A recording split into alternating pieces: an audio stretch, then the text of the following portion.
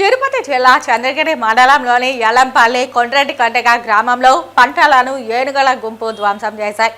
ఏనుగుల నుంచి త్వరగా గ్రామాలను కాపాడాలని ఫారెస్ట్ అధికారులను ప్రజలు వేడుకుంటున్నారు.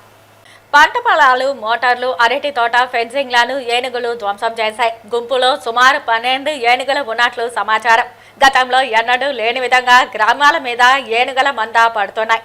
తలుపులు వేసుకుని ప్రాణాలు అరచేతిలో పెట్టుకుని బిక్కుబిక్కుమంటూ ఇళ్లలో ప్రజలు తలదాచుకుంటున్నారు.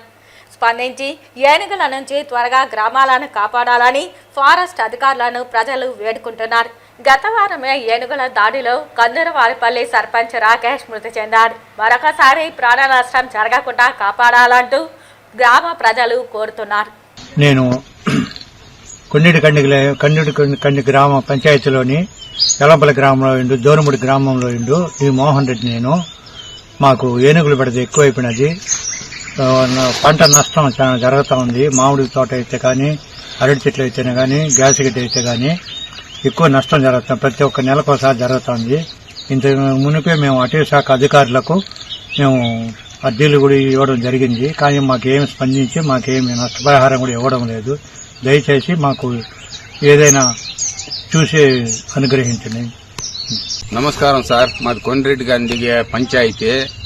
మా గ్రామంలో నెలకు ఒకసారి 2 సార్లు వచ్చి చేస్తుండే పంటల్ని ధ్వంసం చేసుకుంటా పొడుస్తున్నాయి. ఇంతకు ముందు కూడా ఫలితం ఇదే చేస్తున్నాయి. అంతకు మించి తప్పు పంటను కాపాడుకునేదానికి రాత్రికి వచ్చేదానికి భయం. రాత్రిలో మెగాలు, అడవి పందులు, ఆ అడవి పందులు కావులు కాచుకుంటున్నాం. దానికి కావులు కాచుకునేదానికి భయం.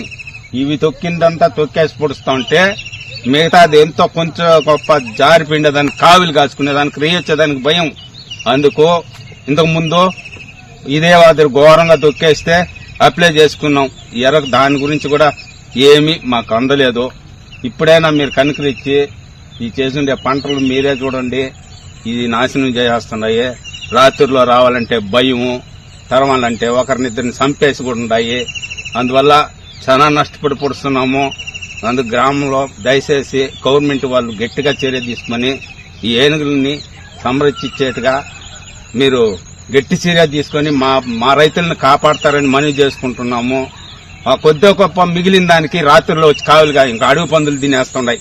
దాన్ని కావులు కాచుకోవాలంటే మేము పోవాలంటే అవి చంపేస్తాయని భయం. ఇట్లా పొడుస్తున్నాయి. ఇవి నాశనం చేస్తున్నాయి.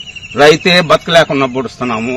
దయచేసి మా అడవి ప్రాంతంలో ఉండే వాళ్ళకి రక్షణ కల్పించాలని కోరుకుంటున్నాం.